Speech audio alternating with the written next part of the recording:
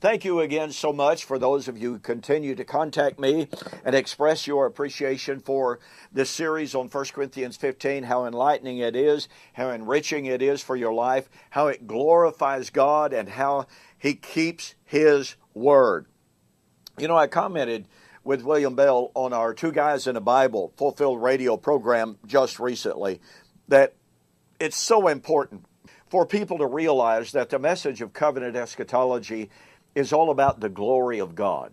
It is about the glory of Jesus Christ. It is the vindication of Jesus Christ and His Word. Paul said in 2 Thessalonians chapter 1 that the coming of Christ, that was coming in the first century, He was coming to be glorified in His saints. So when we preach and we teach covenant eschatology, we are preaching the glory of Christ, that He came and He was revealed as the King of Kings and the Lord of Lords. This is wonderful news. This is great news. This is fantastic news. And it's all about Jesus Christ and His faithfulness. Well, anyway, we are looking at Hosea, the source of Paul's resurrection doctrine, in 1 Corinthians chapter 15. And there is a theme carried through Hosea that is extremely powerful. And that is the theme of harvest.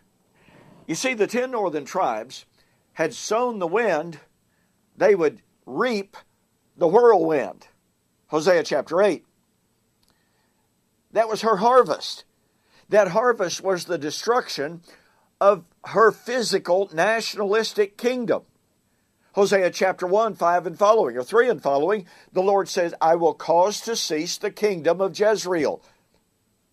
In the parallel book of Amos, the Lord says, I will cause to end the kingdom of Israel, but not the family. So Israel's harvest, as a result of her sin, was national judgment. It was death. Covenantal death. Well, keep in mind that Yahweh could not divorce Judah because Messiah had not yet come. And yet, even throughout the book of Hosea, we find how guilty Jerusalem was. Did that mean that the Lord would excuse her sin? No. It meant that He just could not bring that divorce at that time. He could not put her to death at that time. But notice what He said in Hosea chapter 6. As bands of robbers lie in wait for a man, so the company of priests murder on the way to Shechem. Surely they commit lewdness. I have seen a horrible thing in the house of Israel. There is the harlotry of Ephraim.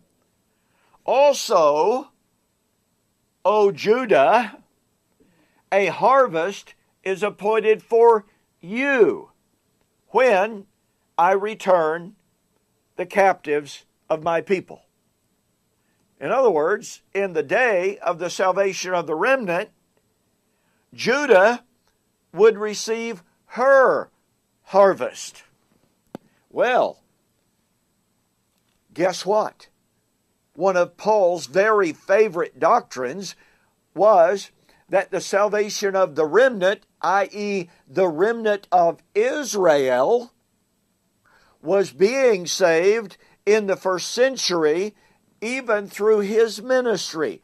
Romans chapter 9. And guess what he does? He quotes from Hosea to justify that ministry. Where it was said, you are not my people, there it shall be said, you are the people of the living God. Hosea is very much in Paul's mind. But wait, what would happen in the days of the salvation of the remnant? Judah would receive her harvest. What was the harvest? National judgment. But you see, at the same time, that's the bad news. Okay? That's the bad news. There is likewise a positive harvest, and that is the resurrection. of Hosea chapter 5 and 6, of Hosea 13, in which the Lord said He would put an end to the death that came through the sin of Israel. He would restore them to His sight. And by the way, that would mean salvation for the nations. So here in Hosea, we have the prediction both of a negative harvest and a positive harvest. Remember, Paul quotes Hosea chapter 6 in 1 Corinthians 15, 1-3. He quotes Hosea in Hosea 13, verse 14, in 1 Corinthians 15, in anticipating the resurrection. Okay? Guess what? Christ was the first fruit of the resurrection of the dead promised in Hosea. And by the way, He was put to death. He offered His life. But He was the very first to be raised from the death experienced by Adam and by Ephraim. What death was that? Well, it's very clear. Jesus was not the first person to be raised from biological death. Just as Adam and Eve died spiritually, i.e., the loss of fellowship, just like Israel was put to death, i.e., loss of fellowship, when Ephraim sinned, he died, yet he sins more and more. That's not biological death.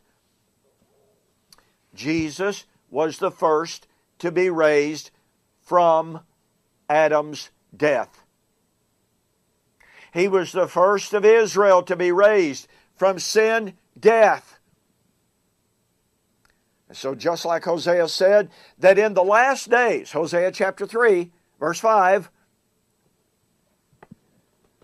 Israel would be restored, and David, their king, would rule over them. And I don't have time to develop this, but you see the promise that David would rule over them is a resurrection promise. Now, it's not the promise that David, literal David, would be raised from the dead.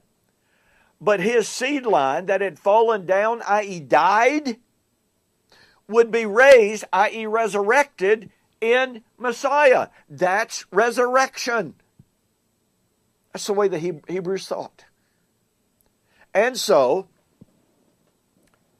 in 1 Corinthians 15, Paul predicted resurrection at the end of the Old Covenant age.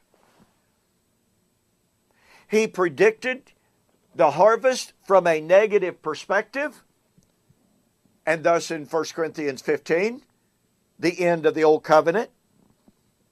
Just like Hosea predicted the harvest of Judah in the last days, when her harvest would be the same harvest as the 10 northern tribes. National judgment, destruction of the physical kingdom. We thus have in Hosea and in 1 Corinthians 15 a sharp two-edged sword. The prediction of the resurrection is posited at the time of the judgment of Judah. The prediction of the resurrection is a positive thing because forgiveness of sin, restoration to fellowship would take place at that time as well. What a beautiful, harmonious story. And don't forget, I cover this and a whole lot more in my 30-lesson series on Hosea and resurrection. You really need to get a copy of this. Total price is $24.95 postpaid. Go to my website, donkpreston.com, BibleProphecy.com. Order the series on Hosea. You will be glad you did. Thanks for joining me. We'll see you on the flip side.